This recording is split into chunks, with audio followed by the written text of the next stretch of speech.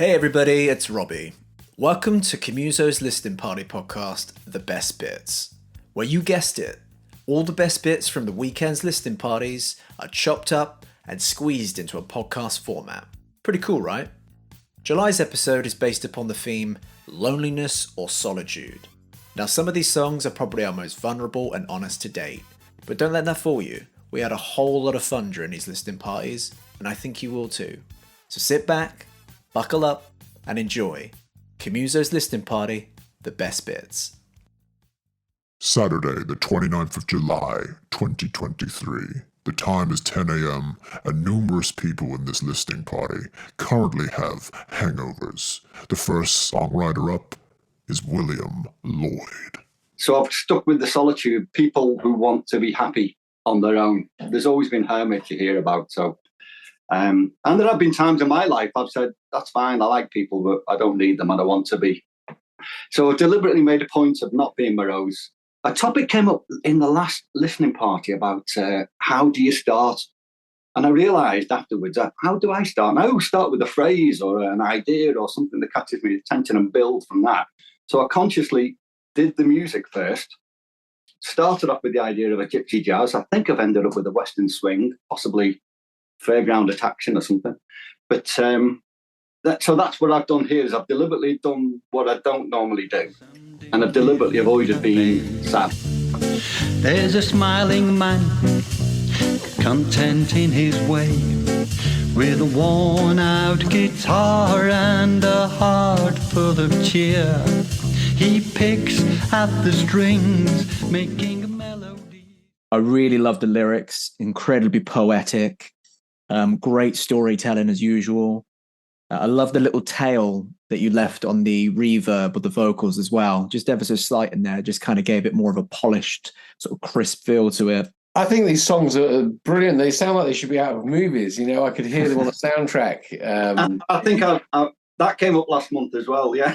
Yeah, you seem to, I can see you, you're going to be doing film scores. I like how the characters were introduced, different characters introduced before you got to the actual main thrust of the song. It really set the scene for me, that, yeah. Next up, Joe Fox. And he may have been hungover. Yeah, apologies, I'm really hungover.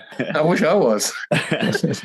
The song was made in 2015, so it's a really old song that I had recorded a couple of years ago. I had a bit of a nightmare trying to re-record it, so I just accepted some older stems and older tracks. So the production's not as polished as I might have otherwise liked, but as someone said, it might add to the ambience of the song, and it's kind of time appropriate as well. So it's sort of recorded at that time, but it's basically about being on your own and no one wants to be with you. I'll let the song take over from there. The show must go on, so keep a brave face. Even the sun shines bright and low.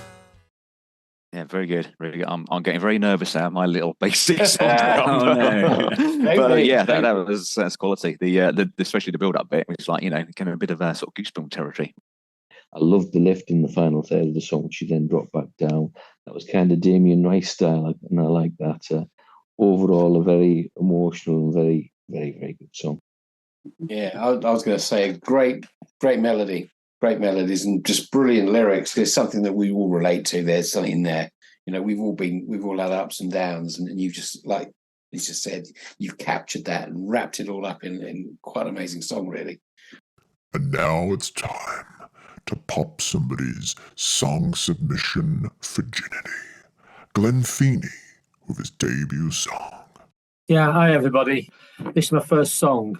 Basically, what I wanted to do, I wanted to express loneliness and isolation through sort of different emotions. That's the way I sort of approached it. And I sort of broke it up, sort of like the verses. As you see, the verses are like the sadness emotion. Then it goes into pre-chorus, which is then sort of the blame game, with all of them. It wasn't my fault, it was your fault. Just about a breakup. And then the chorus launches into, like, basically the anger and resentment, I can do without you anyway, sort of thing. we've all been there, haven't we? You know. Yep. And it was probably our fault in the first place anyway.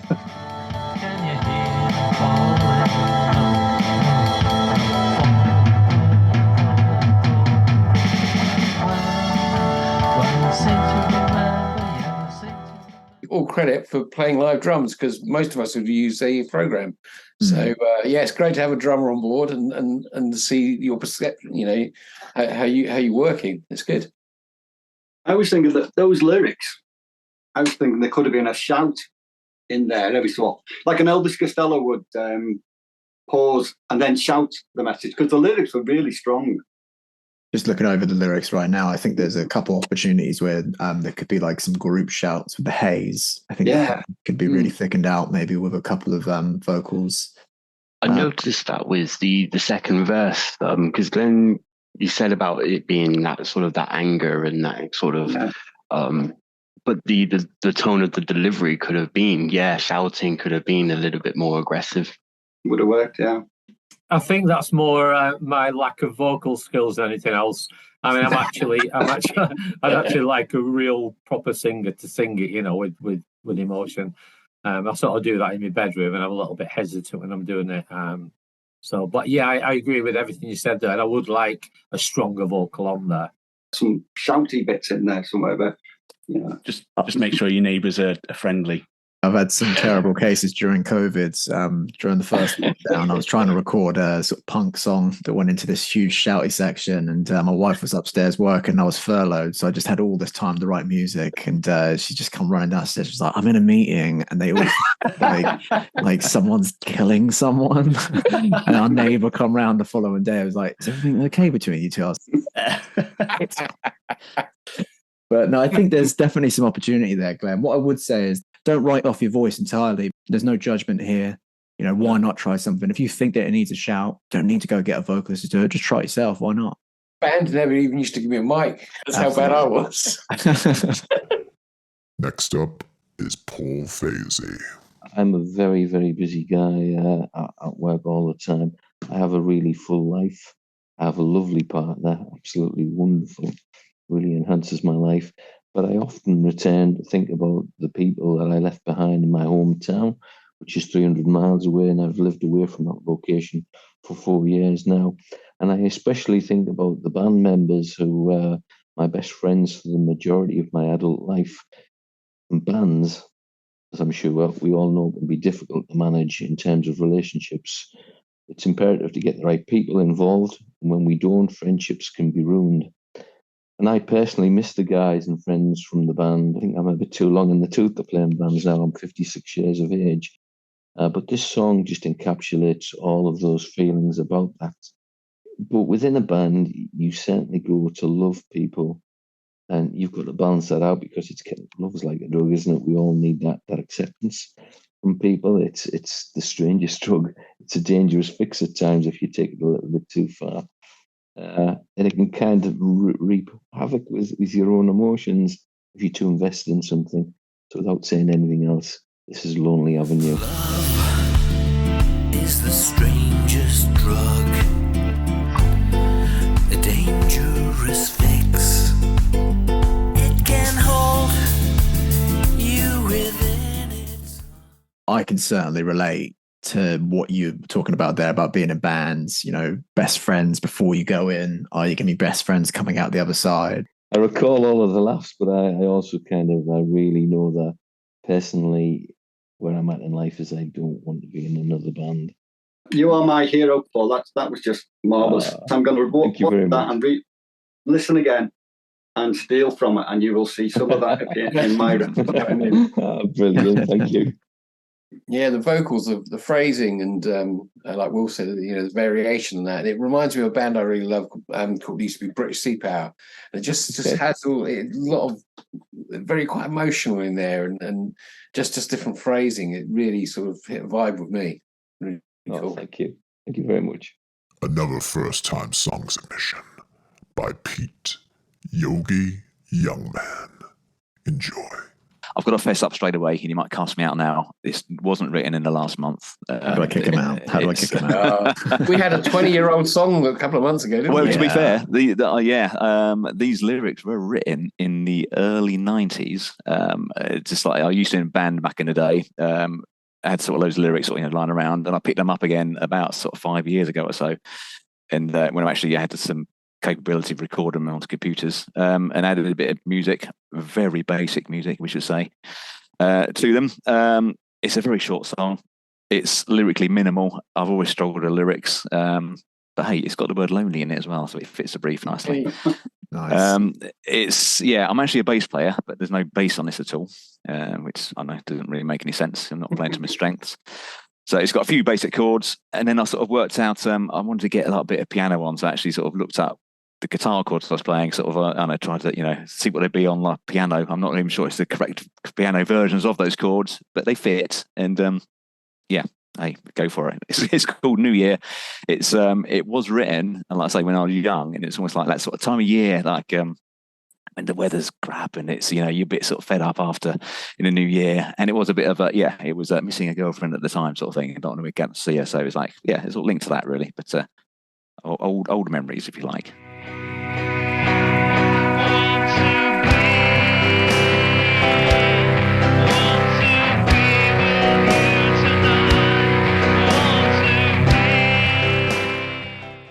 I had that kind of 90s radio sort of like Radiohead sort of vibe for me. I wanted more of it. So I think your next song submission, bring your vocals up. Let us hear it, because there's definitely a good singer in there. We just need to be able to hear it clearly. Always lacking confidence on the old vocals. It's very minimal range for that sort of thing. But we will have to get it out of you. Did like the piano, because you were saying that you were working the chords out. So I've yet to put the piano in any of my songs. I've got like a keyboard, but I never do it because I can't play it. So, but yeah, it really worked. And you say so you don't play keyboards normally? Not at all. No. So it was done. It's on sort of MIDI, sort of, literally working out where to place my fingers and like doing it, sort of 1 minute per note. So it took ages. Yeah, like I say, it brought something. It really brought that extra dimension in there. But I want to hear the bass next time though. Yeah, I got the theatrical sort of psychedelic influences as well. It made me think I Want You by Beatles, where it goes into that piano arpeggio kind of thing, and Pink Floyd's Great Gig in the Sky, where it's kind of like simple chords, but there's something interesting going on with them. It's Richard Bawden next. And hell, you better listen, because this one's a good one. I will introduce it. I can't remember which title I went with, whether it was called Levitate, whether it's called Tonight. It's Levitate. Levitate. But it's kind of, it's based on that feeling when you've had a great day, but then you go to bed and you have those thoughts that rattle around inside your head, and they kind of might not make you feel like you've had the best day that you've ever had, but it's that that loneliness you feel when you're in insomnia land.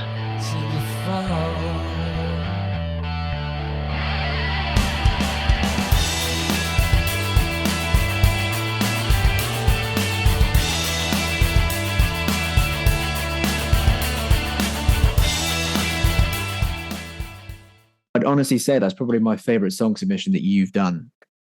Yeah, love the guitars. The guitars just really made it for, and your vocals. You've got such a good voice as well. Cheers. I would say I don't know if it needed it, but I always find that doubling up in the chorus or just putting an underlying something just to really pushes it out there. I quite often struggle with an intro to the point where I'll do the song and I'll leave a section at the beginning to go back and do the intro. And you did the lyrics, and then what I would have done as an intro, which I'll probably steal that from you as well. Yeah, originally the whole song sounded more like the intro. There was a lot that was most of it, and I think at some point I just the slide happened, and that's when it changed. Tim Lacey is next. This is a song that wasn't going to be written really. It started off in a very drunken stupor after I had to have my dog put down a few weeks ago. and I was absolutely gutted. And I left it, and I just didn't have anything else in the tank. So I came back to it. I said, no, I'm gonna do this. A little light is what you gave me. Precious said to save me. What am I gonna do? Fair play, dude, to be able to get that out and to be able to, even though it was rum, yeah, rum induced. That was. you be able to tell, like it made complete cohesive sense. I loved the chorus. I think those harmonies, it's the first real time I've heard you like try group sort of vocals and harmonies in there. Oh, it's Francis, isn't it? Where he has lots of oohs and ahs and things. Yeah, he does, yeah. And I just want this sort of celestial little harmony going in there somewhere, you know. And I thought, I'm going to try it because I've always resisted doing that. You look like you've got a lovely pad there. I love that chair that's behind you, all the bright colours in it. It's super. Oh, this is my Mexican rug back there. That's from Mexico, ironically. There was a lovely incidental guitar break. I don't know, maybe 4, 5, 6 notes, something like that. Oh, wow, I like that. So that's what I would have done. I'd have played that several times, and then midway or 2/3 of the way through it, I thought, right, embellish that. I thought the drums sounded really good as well. Really good, and I could imagine a live band presenting a really atmospheric version of this. Bringing down the curtain on Saturday's listening party was Jared. As usual, an instrumental on my side, but I did do something completely different than what I usually do. I just kind of wanted to show that, you know, it's not just basses that I make, but I can make melodies as well. But the song is called Anxiety. And the way I try and show it is by having kind of weird pauses that still work in the song. And the way it kind of feeds into the loneliness for me. I kind of imagined, I was writing the song Home Alone, of course, but there's this one melody that kind of makes me feel safe, let's say, in a way. So that's like your comfort place at home when you're alone. And then there's a bunch of other things going around those melodies before and after. And that's basically like the fear of like the outside world, if that makes sense. But I'll just let the song kind of speak for itself, and I hope you get it.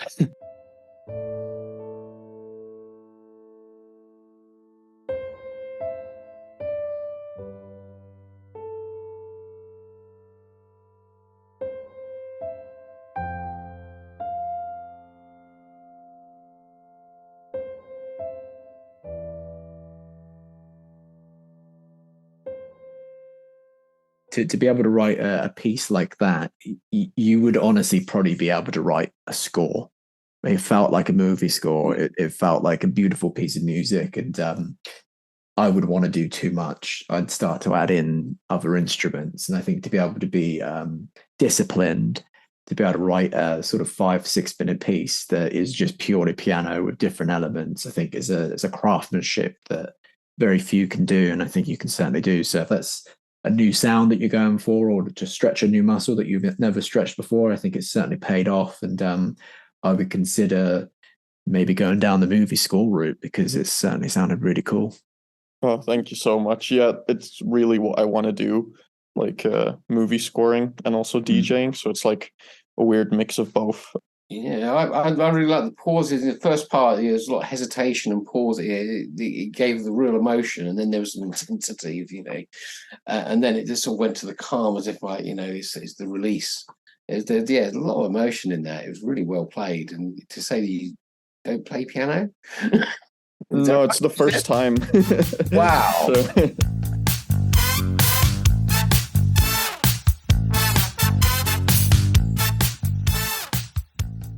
Hey everybody, it's Robbie again. Here are some dates for your diaries.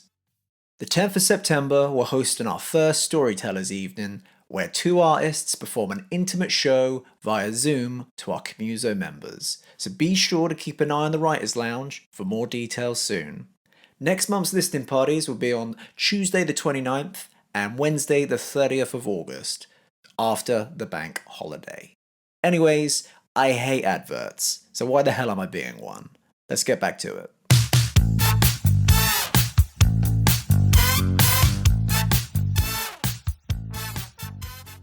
We now move on to Sunday the 30th of July, 2023. The time is 6 p.m. A few people are popping beers. They're ready to party. But are we? First up, Trev Brunwyn. My last album was a bit different, shall we say? A bit obscure. I'm working on an album which is called Older, which is trying to convince people that I've actually calmed down, I've actually grown into being my age. Normal Brunwyn crap, really.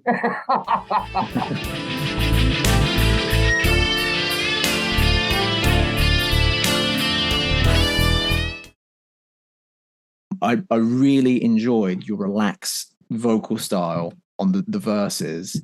It wasn't like you were trying to punch in with the lyrics and the lines. It was very sort of lazy, like coming into it. I just made another note, Trev, that every song that like I said, I just flicked through all the notes I've done from January onwards, and every time I kind of make the same. It seems a bit repetitive, but it is always true that every time your vocals improve, again, the vocal, tone and pitch and just delivery, like Robbie said, really laid back. But it was really kind of tuneful and melodic. Your voice is getting stronger each time. It improved the further you got into it. The whole the rhythm of it, the phrasing of it. And I think probably because you relaxed into it and you're getting because you did it in one take, yeah? Yeah. I'd say use that take, go back, do another take, and then take the best parts, because the first half of the song sounded great, but it sounded better in the second half. You said that last month as well, Robbie, didn't you, about capturing like the vocal track. Sometimes you can nail it first take. Sometimes by the time you've done it a few times round, the last take is the best, and combinations, I suppose, isn't it? I wonder if you could set yourself a challenge in the next few months or so to try and maybe work the vocals first and write a vocal melody and have that sorted, and then try and attach the music to it afterwards, because your vision will be there. So when you actually go to lay down the performance of the vocals, you've been singing it since day one. So if you're incredibly well rehearsed going into laying down the vocals. Next up is a song submission by Jake T. My God, did he pick one hell of a task. He had 5 challenges wrapped up into one. I had to write a song that had a genre voted for by the COMUSO community, which turned out to be hard rock classical techno. Thanks for that. I think I've kind of interpreted techno to be any electronic music. It had to be sort of hit inspired. It had to have some lyrics or something from another sort of hit song. The structure got a bit weird on me. It's sort of a constant stream of consciousness, this track, that has no real direction or flow. But hey ho.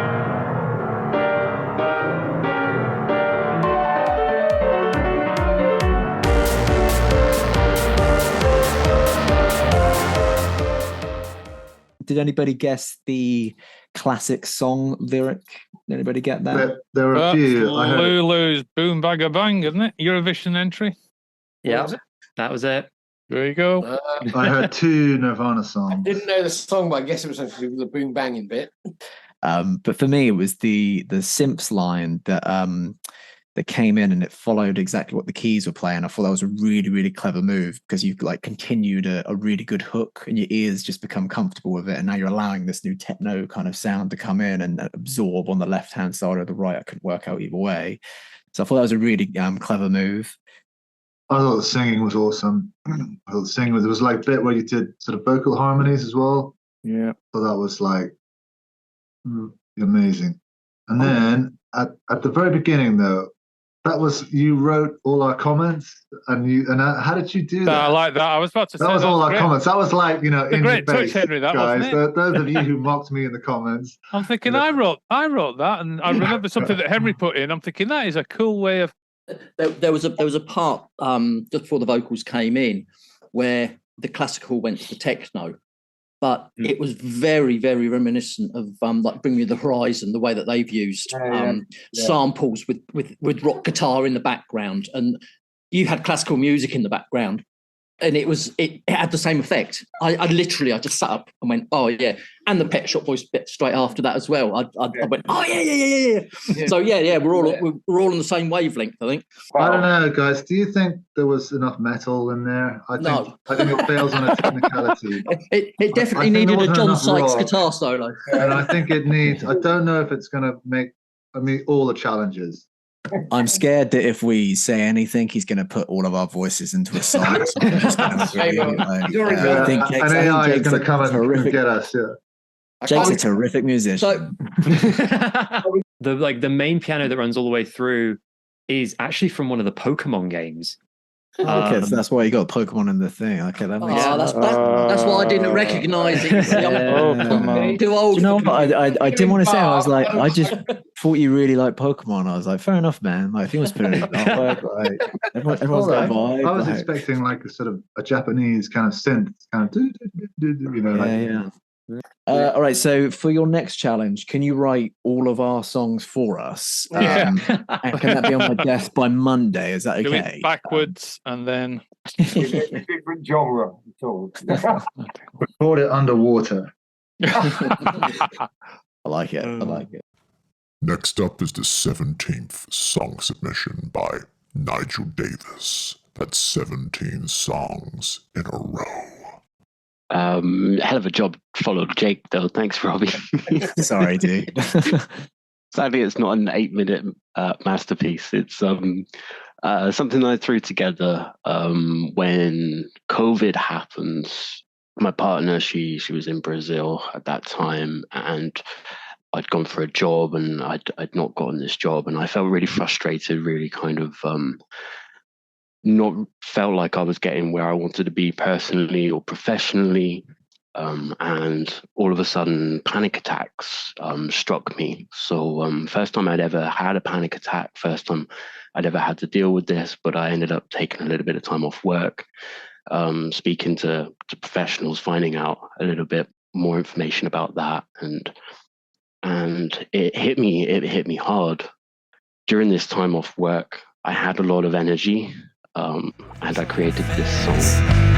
I read papers and vote. I watch the 6 o'clock news. My choice, not yours. Clara clearly the difference. I lie and deceive you all, just like myself.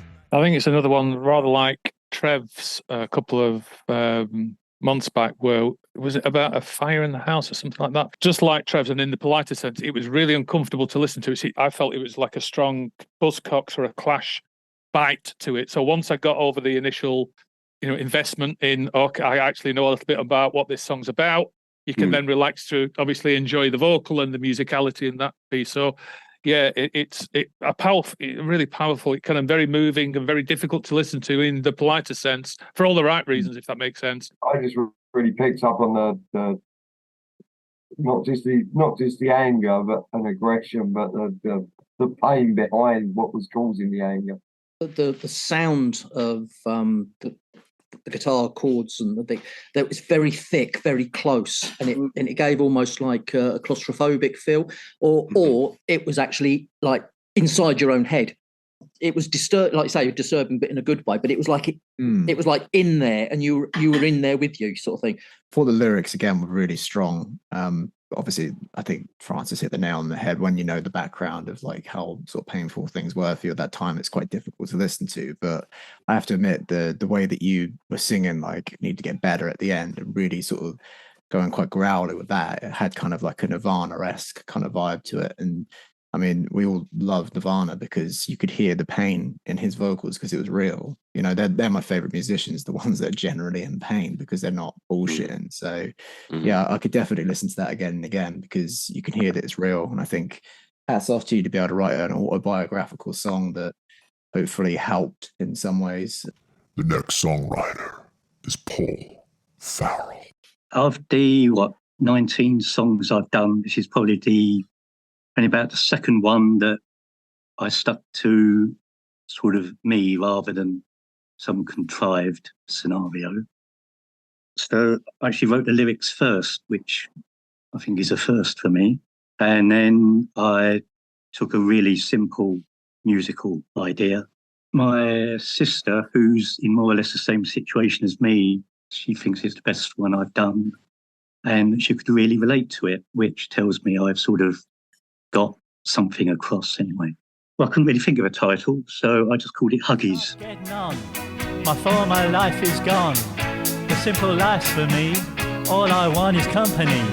I just want a hug. I think we can all kind of relate with the idea of human connection and wanting to be hugged, wanting to feel vulnerable around somebody. So I think we could all kind of relate with that, not just your sister. It was nice to hear you playing sort of simpler chords in the verses. I think they gave you a lot more space to be able to hear what you were definitely singing and just kind of let the sort of song breathe a little bit. Yeah, I thought the start of it was lovely. It was very theatrical. I thought it was really quite upbeat for such a emotional. There was a positivity about it, though. It really touched me. The whole song really touched me. I think you'll have people on the street running up to come and give you a hug, Paul, if you ever... Either that or a big box of baby's nappies, one or the other anyway. I don't think so, Francis. Okay. Wrong huggies. They're very absorbent. It's Francis Coop next. So this is one that came quite quickly. It's probably a palate cleanser after everybody's cathartic and very confessional and very vulnerable song.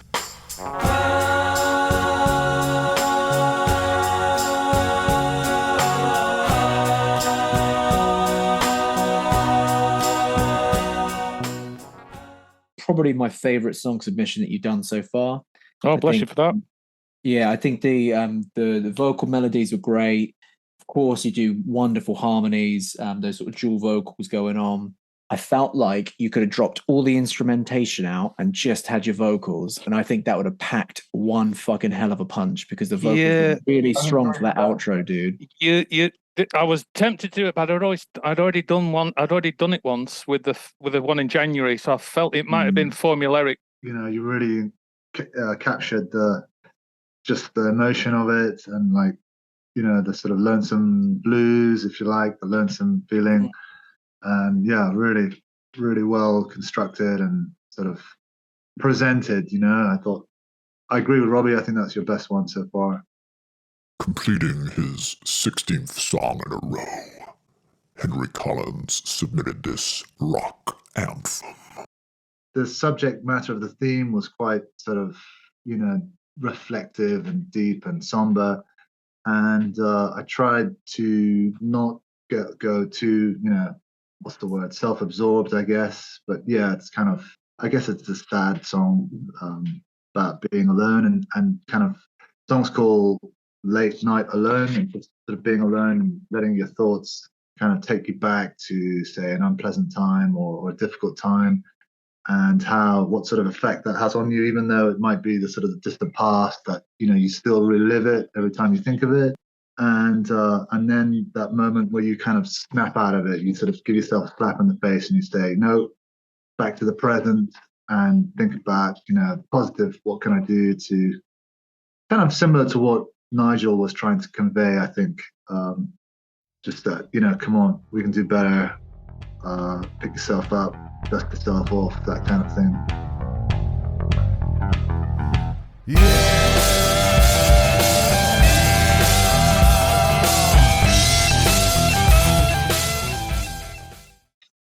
I wish I could sing. Gosh, Kurt Cobain is the most amazing vocalist, but I really desire that sort of raspy kind of the rock kind of distorted voice thing.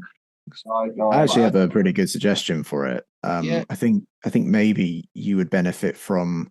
It almost feels like you're putting too much effort in to create some grit. I think maybe if you added some fuzz to your vocal, good idea. Yeah. I think that you will get even more from your vocal, and you wouldn't have to. You'd be able to articulate it a little bit clearer, and the fuzz would naturally give you the grain, really, wouldn't it? Yeah, the fuzz would give you the grain, and you wouldn't have to vocalize the grit of the grain. And I think with a little bit of reverb as well on there, I think you would just have that sort of punk sound in a bottle. It's on the list, basically. Yeah, it's either that or just 10 cigars and just hope for that. Some whiskey. Try the bottle. I wish. Do you smoke? Yeah. I was going to say, no, your voice is so distinctive. I mean, if a song came on the radio that it was yours, I would hear it. I'd go, that's Henry. Yeah. But I was going to say, in the chorus, you had that really subtle, minimal guitar you were talking about, and the voice did come through. And that's one of the things that I'd like to say is that COMUSO is so beneficial for people like us, you know, to improve and to push themselves and to get. And it's really, really helped me, and I think it's helped a lot of, because I've heard huge improvement in others as well. Yeah. So, you know, awesome, Robbie. Thanks for. I worked out. I've been playing in pairs for 50 years, right? And I've made more development since being with COMUSO than I've That's had. it. Development. It's just, I don't know. It's been really wonderful for me. So, you know, thank you. Whenever you have a riff going and you can repeat the same riff while the backing the bass, the chord, basically the chord progression changes, but you keep the same exact riff going. And that's kind of what it starts with and ends with there. And I really like that bit. Also, you kind of denigrated your own lyrics, but the line, "My thoughts all sound like something you'd say," I think is a brilliant lyric, and you can almost build a song around that. And that was really cool. That's my dad's voice that I hear in my head. Finally, the last song of the listening party was by John Lacey. I've written loads of songs. I've always been in bands with a really good singer. I've had about 4 really, really good singers, Tim will tell you. And I've been lucky enough to have that, where I've only had to do backing vocals and harmonies and stuff like that and just concentrate on my guitar playing and stuff. The music side was done in about 2 hours. I'm not good at lyrics. They're cheesy. They're what you would expect me to do, which is so I'm going out on a limb on this one. It's right out of my comfort zone. It's not what I'd normally do, and I'm throwing myself on your mercy.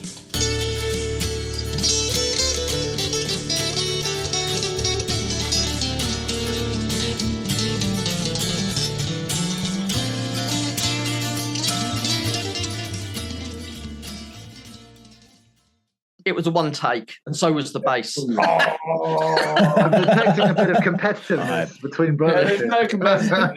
But as I said, it was well out of my comfort zone, and I'm literally, my hands are shaking. So what I did with the bass is what I did with that guitar thing. It was just like, look, let's get something down quickly, and I just left it, and then I ran out of time to actually go back and try and do it properly. So, you know, sometimes that works, sometimes it doesn't, but I spent all the time on trying to get my singing right. You know?